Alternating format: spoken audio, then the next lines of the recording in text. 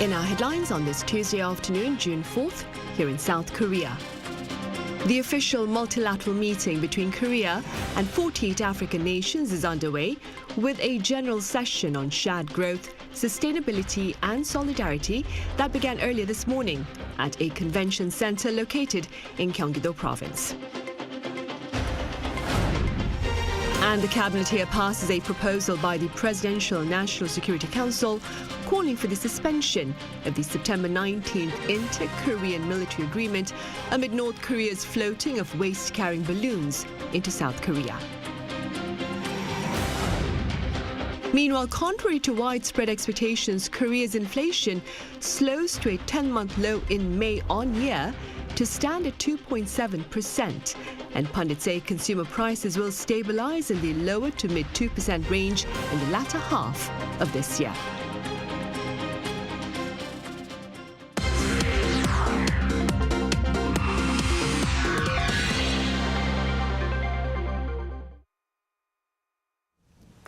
The Korea-Africa Summit is underway here in the country, and for details thus far, I have our Presidential Office correspondent Kim Do-yeon standing by live at the venue of this inaugural gathering.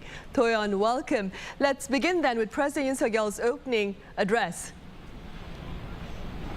Sunny, good afternoon. As you said, the summit has kicked off, and after wrapping up the morning session, the leaders should be finishing up lunch as well. Earlier, President Yoon, sitting in front of the 48 participating nations' representatives, opened the first session, calling the summit a historic one and emphasizing the solidarity to tackle global crises. He also pointed out long-standing relations between South Korea and African nations during tough times. Take a listen. 1950년 6.25 전쟁이 발발하자 아프리카는 파병과 물자 지원을 통해 대한민국의 자유민주주의 수호에 기여해 주었습니다. 1950년대부터 70년대까지 많은 아프리카 국가들이 차례로 독립을 이룩하면서 우리와의 수교는 더 활발히 이루어졌습니다. He proposed three directions to the participants under the summit's theme of the future we make together. Firstly, shared growth, in which Yoon noted the need to establish an institutional foundation for smooth exchange and cooperation, such as for trade agreements. Secondly, sustainability, which is tackling climate change through a combination of South Korean technology and Africa's young and dynamic population, as well as natural resources. Lastly, he spoke on solidarity, which he emphasized for maintaining peace. He mentioned recent actions by North Korea, calling out provocations including the balloons that carried trash into the south, and asked for support from African nations. 우리 대한민국은 아프리카의 친구 여러분들과 함께 힘을 모아 UN 안보리 결의안을 철저히 이행하면서 한반도와 국제사회의 평화를 지켜나가겠습니다.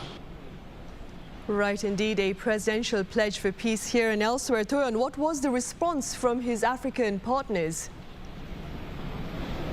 Overall, African leaders showed hope for enhanced cooperation. Take a listen to what the chair of the African Union and the president of Mauritania, Mohamed Ould Cheikh El Ghazouani, had to say. I believe that the very reason African nations are attending this summit is because African countries are expressing their steadfast trust and gratitude towards South Korea. Other leaders, such as the president of Rwanda, Paul Kagame, also added that this summit should have happened sooner, saying South Korea is a global pivotal state and Africa is a global pivotal continent. Others said there is a lot to learn from South Korea's success. We will hear more about the result of the discussion during the joint press conference. Right, indeed, Do-yeon. And now, before you leave us, I understand the summit has a very busy agenda ahead. Do tell us a bit about the events to follow, Do-yeon. That's right. Now, we've been reporting this over and over, but this is the biggest multilateral summit that President Yoon has hosted so far in South Korea, with 48 countries attending and representatives from organizations that represent Africa. Now, arrival and welcomes alone took more than an hour. Even for the media, the security at the venue is very tight, and you can see that reporters from all over the world are here to cover the summit. Now, as I mentioned earlier, we're waiting for the joint press conference to be held later in the afternoon, which will allow us to learn more. Meanwhile, amid all this, President Yoon will also be seeing each leader for short one-on-ones, as is customary for the host nation. Back to you, Sunny. All right, Turn, thank you for that coverage of the Korea-Africa Summit taking place as we speak in the Greater Seoul region. Up next, our business correspondent Moon Hae-ryun explores the economic prospects of greater ties between Korea and its African counterparts. Do take a listen. Africa is an extremely diverse continent with a wide range of low, middle and high-income economies. The World Bank dubs Sub-Saharan Africa the world's largest free trade area, with a 1.2 billion person market, as well as being rich in natural resources. This is what makes the continent an attractive partner for economic cooperation, as the issue of secure supply chains for raw materials becomes more and more important in South Korea. During the 4th Korea-Africa Forum back in 2016, both sides agreed to enhance their economic cooperation, as well as collaboration in other sectors such as science and technology, human resources, and fostering the younger generation. But over the past 10 years, progress has been somewhat stunted. It only accounts for about 1 to 2% of Korean exports and 1 to 1.5% of Korean imports. And the big reason for that is that African GDP as a region is still very small. Africa's global share of GDP is around 5%, while South Korea's accounts for 1.6%. This means that the GDP of the whole region equates to just 3 times that of South Korea.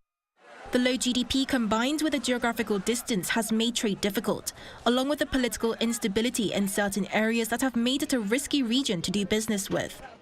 However, the International Monetary Fund has set optimistic forecasts for economic growth in the sub-Saharan region, predicting that this will rise from 3.4% last year to 3.8% this year after 4 turbulent years. We have to remember that the African continent's share of population is about 18%. So they have a vast room to grow, and they are less developed, so they have a lot of demand for infrastructure investment. And in order to make infrastructure investment, they will have a lot of demand for financing.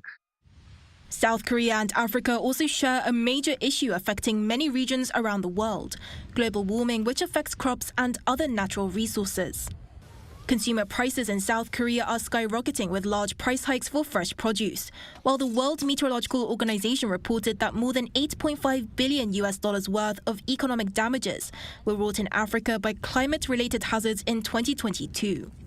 With this shared interest in tackling global issues and untapped potential in trade and infrastructure investment yet to be explored, the summit, talks and business forum are expected to boost economic cooperation in the future. Moon Hae-ryun, Arirang News. And aside from trade, tourism is also on the agenda of greater partnership between Korea and the nations of Africa. Our Yoon has more. The 2024 Korea-Africa Tourism Forum has opened a new chapter in tourism diplomacy. Joining hands with the Korea Tourism Organization and the United Nations Tourism, South Korea's Culture Ministry hosted the forum participated in by the President of Mauritius and ministers from across Africa, including Nigeria and Namibia. Seoul's Four Seasons Hotel was the host venue for the first ever high-level tourism diplomacy talks between Korea and Africa. The forum on Monday had the theme of forging strategic partnerships for sustainable tourism diplomacy. The discussion's main focus was to delve into strategies for enhancing cultural exchanges and fostering investment cooperation within the tourism sector between Korea and Africa. Africa is the world's youngest and most vibrant region. It stands with endless potential for collaboration with South Korea. Tourism is believed to be a vital bridgehead in fostering a mutually beneficial relationship between Korea and Africa for the future.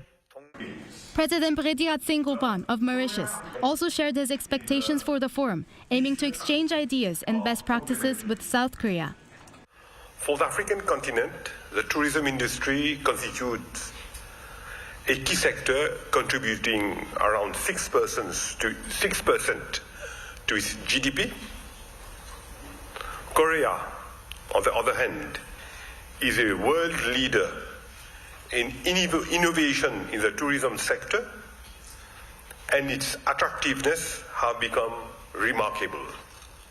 He added that Mauritius could learn from South Korea in terms of strategies and foster partnerships given that tourism offers from Mauritius are complementary. The CEO of Africa Tourism Partners, Kwak Dongko, proposed improving the trade of tourism products in the private sector as well as investments. But he did highlight the importance of enhancing connectivity through people, saying that when it comes to social and cultural exchange, there was no better opportunity.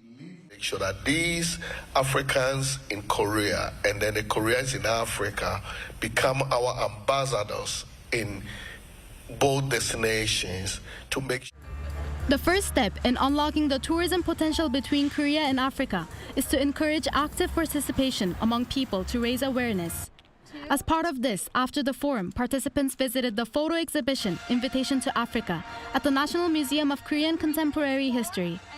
The exhibition aims to promote a positive image of Africa and foster growth in the continent's tourism sector by featuring 38 photographs that showcase tourist destinations from 27 African countries. It will be open to the public for free until June 7th. Yoon, Arirang News.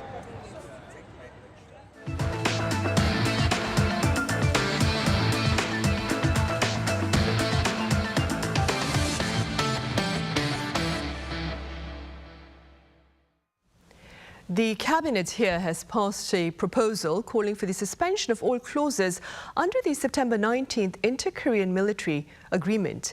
In a meeting presided over by Prime Minister Han Duck-soo earlier on this Tuesday morning, members of the Cabinet stood in support of the motion drawn up by the Presidential National Security Council the day prior. The Cabinet's decision follows Pyongyang's recent floating of waste-carrying balloons into South Korea just ahead of the latter's inaugural summit with Africa. The National Security Council on Monday denounced North Korea's latest despicable actions and suggested suspending the cross-border military pact until, quote, mutual trust is restored. In other news, inflation here in Korea eased to a 10-month low last month on year, but remains above the central bank's target of 2%. Findings by Statistics Korea shared on this Tuesday show the country's consumer price index gained 2.7% in May on year. The latest index marks the slowest annual acceleration since July 2023, and it also compares to the 2.9% on-year rise in April. Fruit prices remain high, with apples and pears surging some 80% on year. According to Seoul's Finance Minister Choi Sang-mok, Korea's inflation will stabilize in the lower to mid 2% range in the latter half of this year, as tariff cuts on fruits as well as vegetables are extended, while the cap on public utility expenses is maintained. Now, as mentioned during our newscast on Monday, Korea may have struck not gold, but crude oil and natural gas off its east coast. Our Lee Si-hoo has details. On Monday, President Yoon announced that he had approved South Korea's exploratory drilling for potentially vast oil and gas reserves in the East Sea off the southeastern coastal city of Pohang. 저는 오늘 산업통상자원부에 동해 심해 석유 가스전에 대한 탐사 시추 계획을 승인했습니다. 사전 준비 작업을 거쳐 금년 말에 첫 번째 시추공 작업에 들어가면 내년 상반기까지는 어느 정도 결과가 나올 것입니다. President Yoon said at a briefing in his office, there's a high chance the area may contain as much as 14 billion barrels of oil and gas, according to studies by expert organizations, upon request from the South Korean government. He says the amount is judged to be 300 times the amount of resources discovered in an EC gas field in the late 1990s, and about the amount of natural gas that could fuel the country for more than 29 years. And the field could also contain enough petroleum to last the country for more than 4 years. Han Duck-kun, the Minister of Trade, Industry and Energy, said the drilling is expected to begin around December. Han suggested a rough timeline afterward if the drilling does confirm the presence of vast reserves. If reserves are confirmed, We expect the commercialization process to begin around 2027 to 2028 and commercial production to begin in 2035. An official at the ministry also explained the success rate of exploratory drilling is around 20%. The government and the Korea National Oil Corporation, along with investments from global companies, will cover the drilling costs. It's expected at least 5 boreholes will be drilled at the cost of over 100 billion Korean won, or around $75 million per drill. South Korea is one of the world's largest buyers of crude oil and gas, according to the Korea National Oil Corporation. The country's energy stocks jumped after the announcement. Lee Si-hu, Arirang News. Also in the news, an annual forum between Korea and multilateral development banks to promote green strategies for sanitation and sustainability took place here in Seoul back on Monday. Our Lee Soo-jin files this report. Aiding the overseas expansion of South Korea's environmental industry is what the Ministry of Environment and the Korea Environmental Industry and Technology Institute aim to achieve at the 3rd annual Korea-MDB Green Cooperation Forum. Our world faces numerous environmental challenges, from long-standing issues to the pressing climate crisis. KT is hosting this forum to facilitate cooperation between the Korean government and multilateral development bankers in tackling these environmental issues. The forum, which took place on Monday in Seoul, seeks to provide South Korean green tech companies with opportunities to network with MDBs.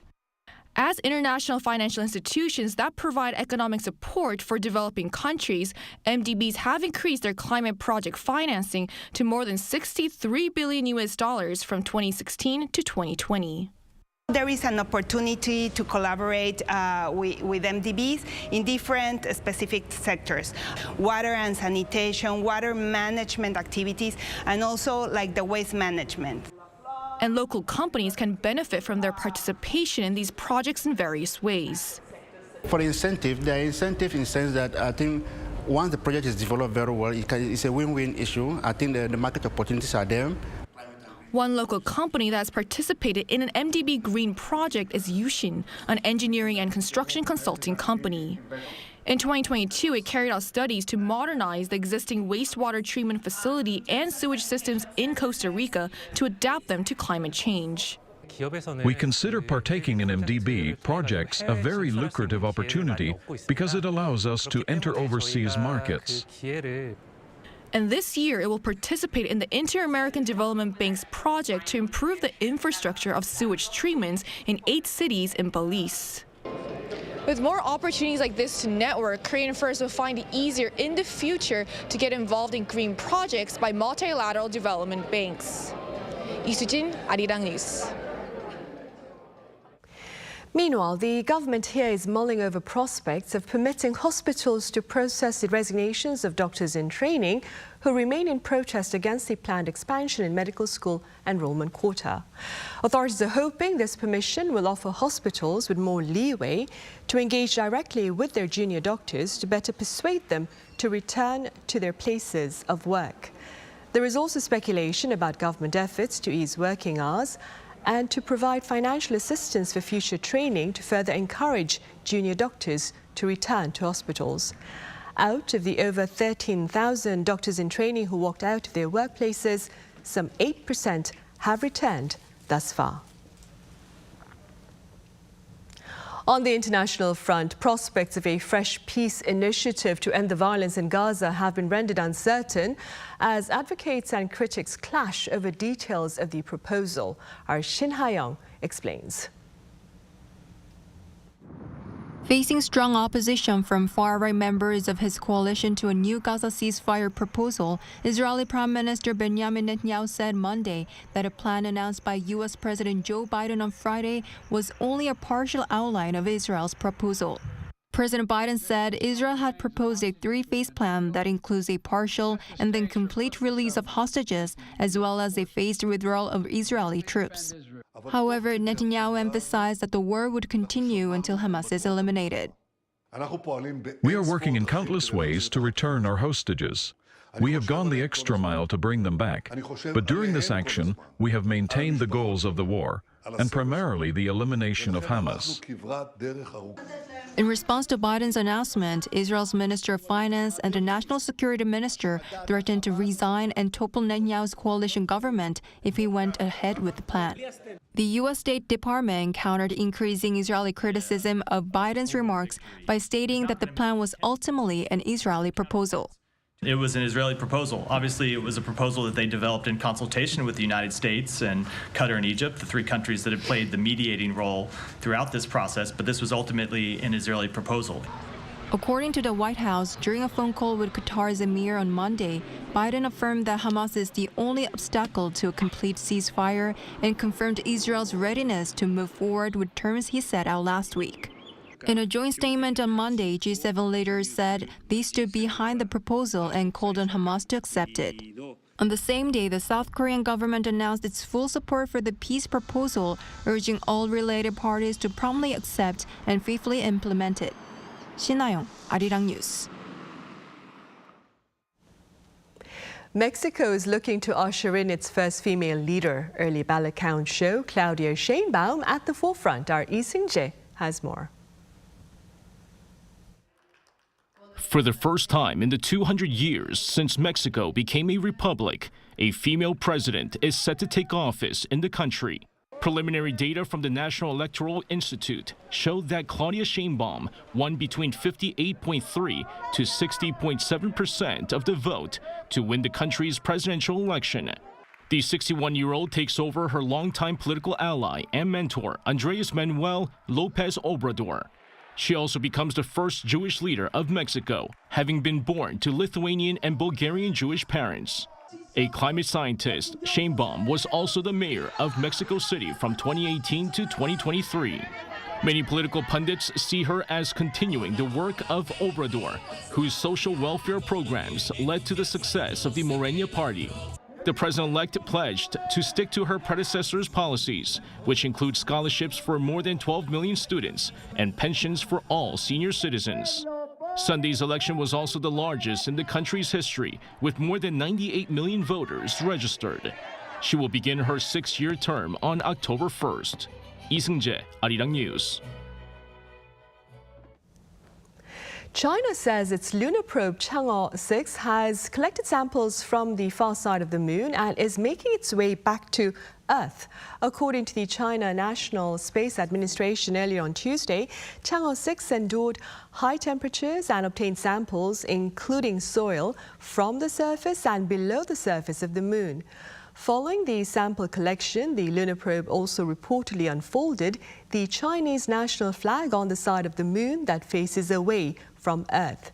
Chang'e 6 landed on the far side of the moon early Sunday morning. It's expected to return home around June 25th.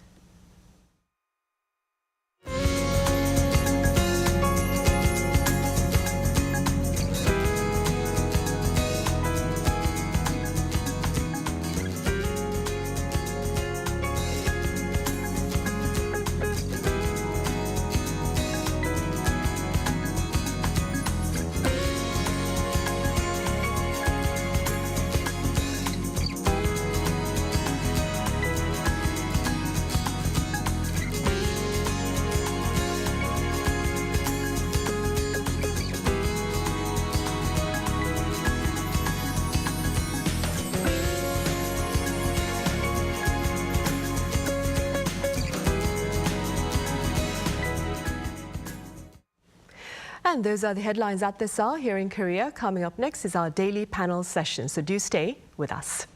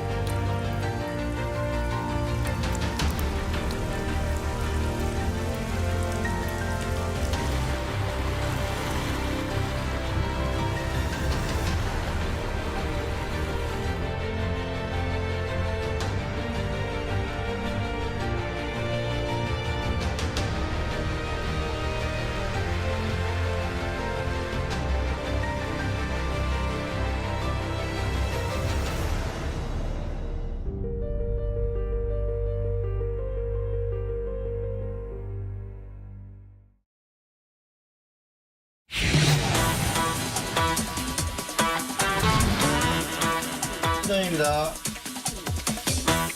스탠바이.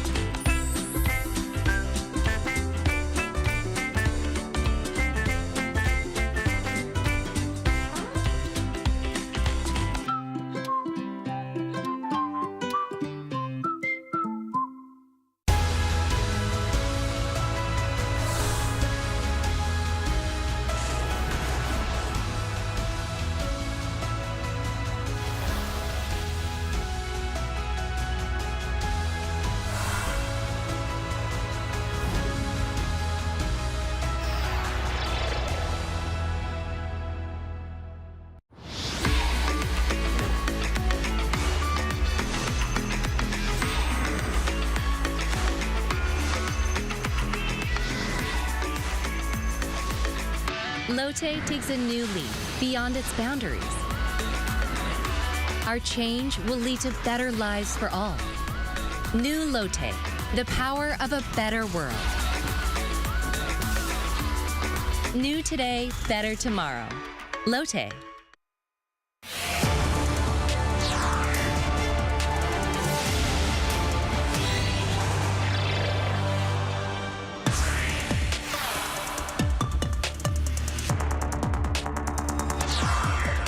Against the backdrop of the inaugural Korea-Africa Summit on this Tuesday, we touch upon Korea's official development assistance plan for the continent this year and more on this edition of Issues and Insiders.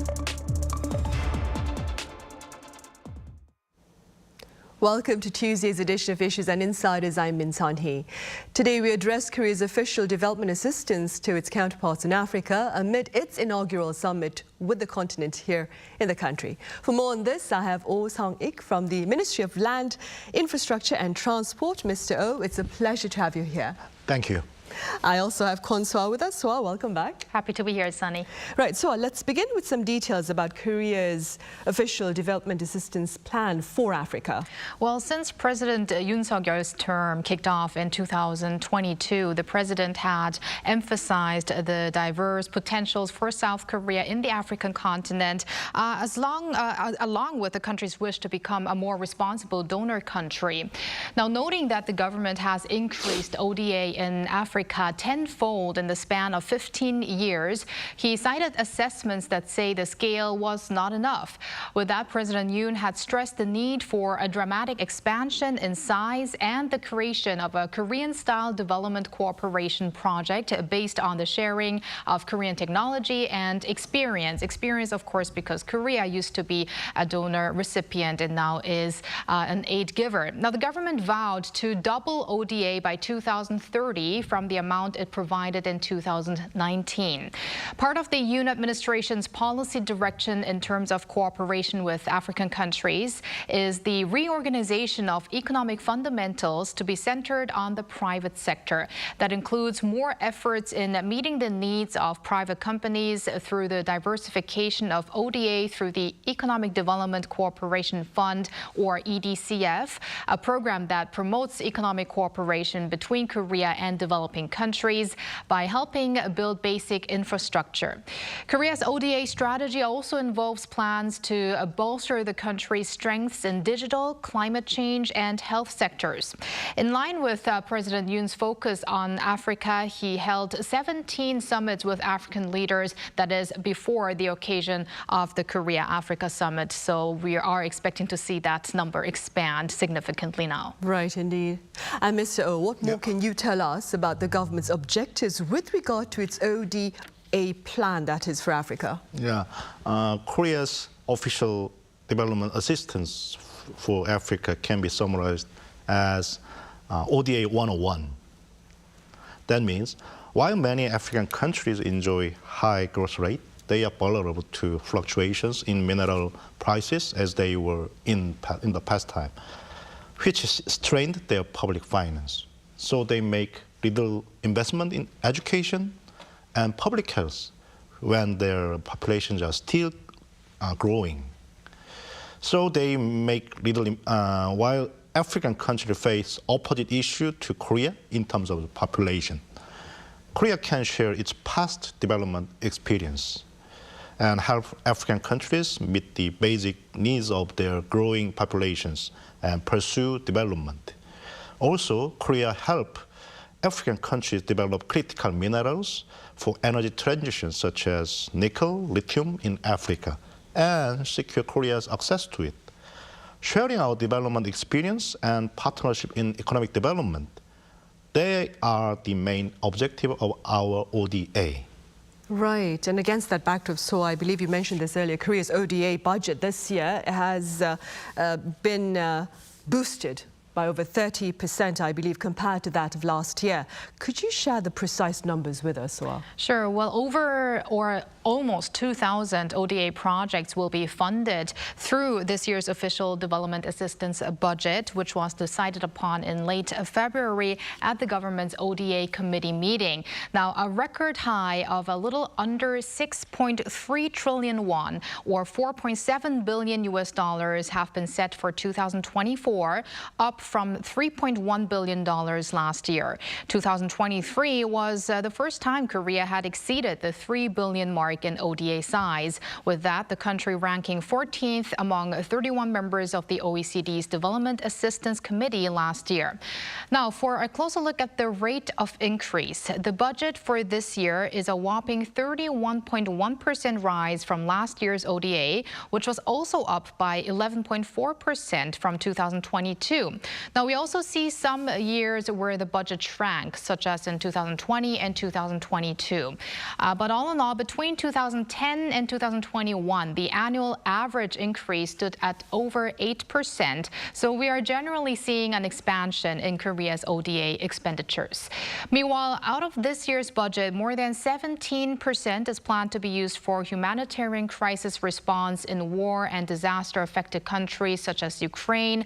Around 15% is earmarked for traffic-related aid, such as constructing railroads, and 9% for healthcare assistance. Right.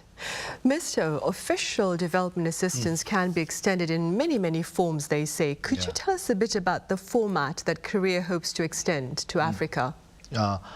As you know, ODA offers either grants or concessionary loans. For grant, Korea provides funding for economic, social, and educational development that can eradicate poverty. For the concessionary loans, a major portion of them in Korea is disbursed through an Economic Development Cooperation Fund, EDCF. Korea provides small-scale loans for development projects like hospital construction due to repayment issue. For your information, China allows in-kind repayment in its ODA, meaning that they get repaid with natural resources. And this is something that Korea can think about as well, then, of course. Right. Mr. Oh, some say that Africa's agricultural aspirations also depend quite a bit on appropriate appraisals of its land. What are your thoughts?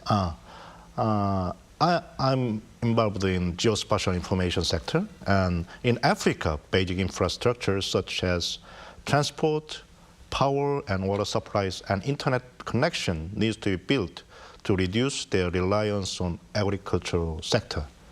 And in addition to those things, land cadastre and property assessment are important part of basic infrastructure. Without that, landowners cannot be well protected, for the weak, in particular women. As in many African countries, well-made systems that are properly authorized and managed by the government can reduce disputes and help with agricultural reform.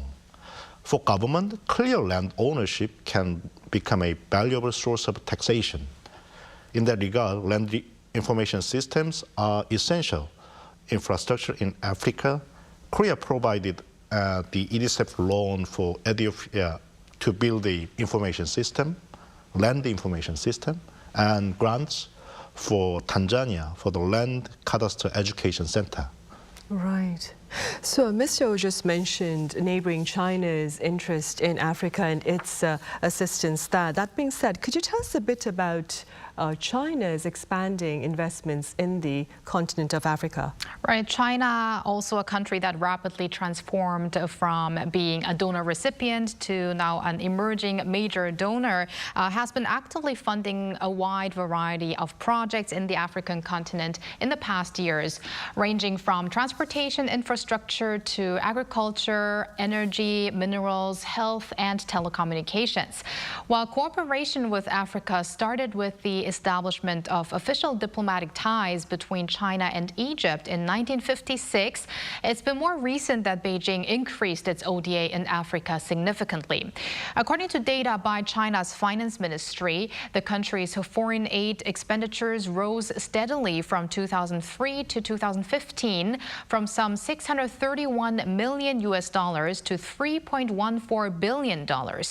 Circumstances led to a decrease thereafter, but as of 2022, China's ODA reached above $3 billion again, so similar to Korea. Also, between 2013 and 2018, foreign aid to Africa accounted for 45%. Now, a signature example of China's aid to African nations was its provision of COVID-19 vaccines during the pandemic. Africa turned to China for millions of Sinopharm and Sinovac doses amid the slow vaccine rollout. Dozens of countries, including Egypt, Morocco, Algeria, and South Africa, received vaccines, but also signed agreements for local manufacturing. So this case is seen by pundits as a strategy to improve the negative image of China's exploitation of African resources and labor, as well as to strengthen Sino-African ties in preparation for confrontations with the U.S. Meanwhile, one issue that also has been raised by the IMF is Africa's mounting external debt, especially with around 20% owed to China, with many African nations likely never able to pay them back. And this is also one criticism that the U.S. is raising in concerns of China's ODA to Africa. Right. Then, Mr. keeping in mind what I just said, do you suppose, amid, of course, a growing global interest in Africa, do you suppose Korea itself needs to better tailor its ODA for the continent? Yeah, Korea has its own unique strategy for Africa.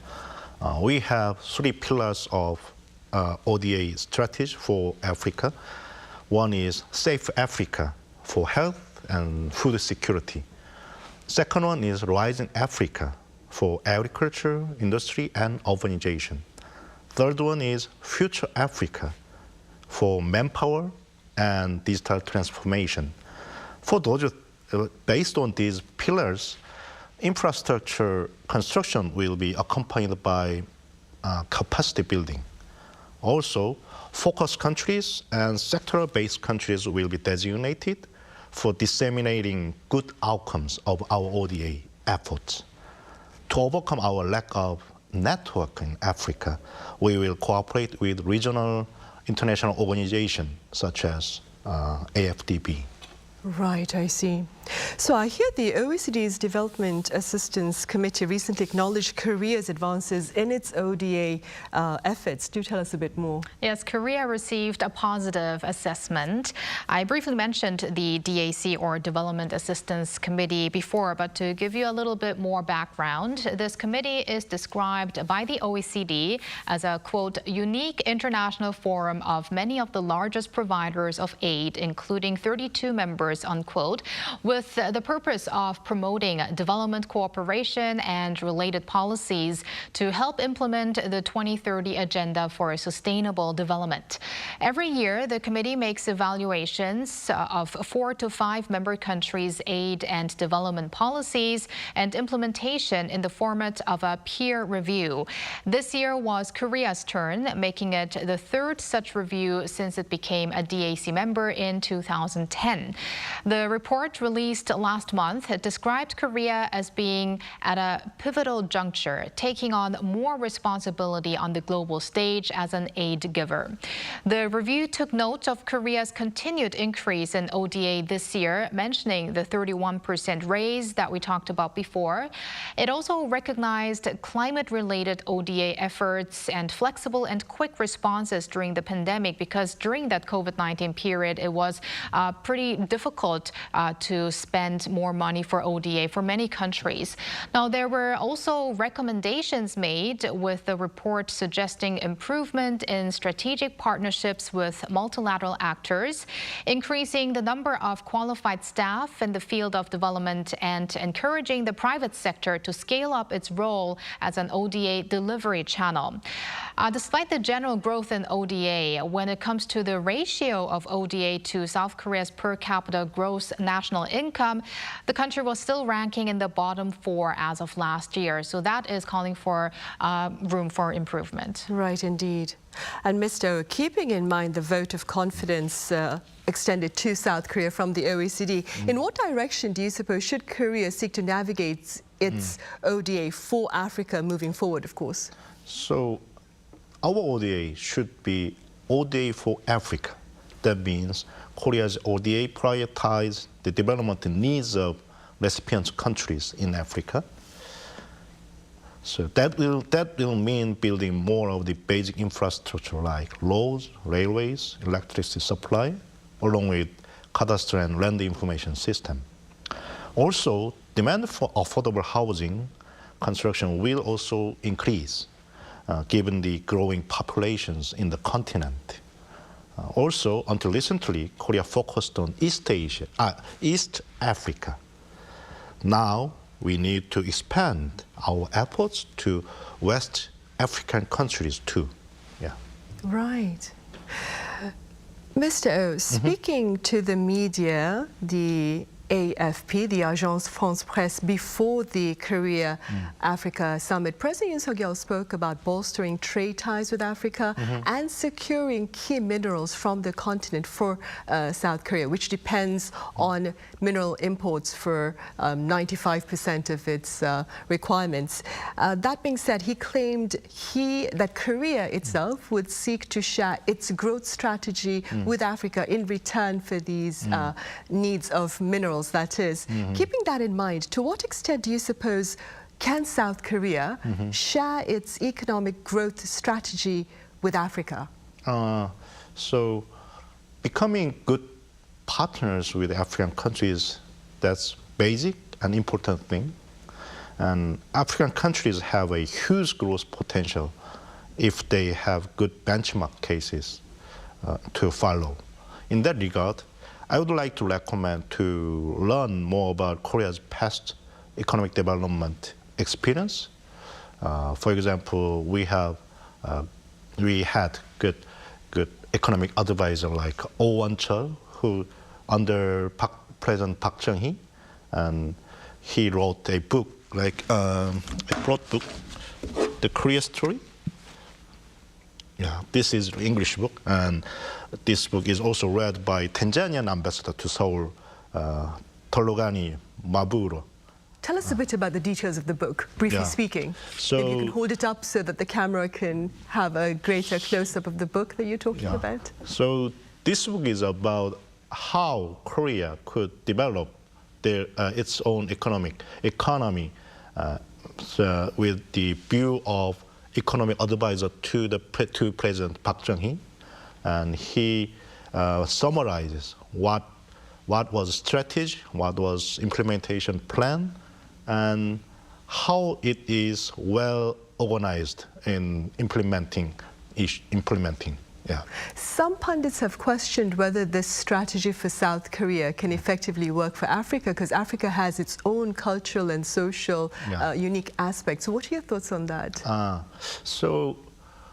In Korea's economic development, efficient government system was one good factor, and another thing was little corruption compared to other economic development cases. So that thing enhance trust among economic players. That's mine. Mr. O, following the Korea-Africa summit, which began today and will end tomorrow with the business summit, quite a number of ministries in the government will need to come up with blueprints, plans perhaps for greater collaboration with Africa, keeping in mind your Ministry of Land, Infrastructure and Transport. What plans do you have for Africa this year? Very briefly speaking, I understand you may not be able to share all the details. Recently, my Minister of Molit, Park Sang-hoo, visited Rwanda and discussed about how Korea can help the infrastructure development in Rwanda. And then he had good discussion, and now he will have discussion with the minister.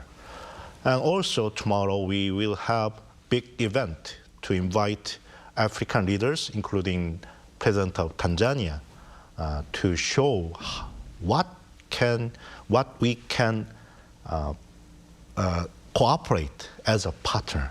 Yeah. Right, Samia Hassan, she has spoken greatly about the prospects of greater partnership with South Korea and Tanzania. All right, Mr. O, thank you so much for your insights today. Thank you. Right, and so thank you very much for your time and your thoughts. Thank you, Sunny. Right, well, that ends this edition of Issues and Insiders. Thank you for watching. Do join us again same time tomorrow.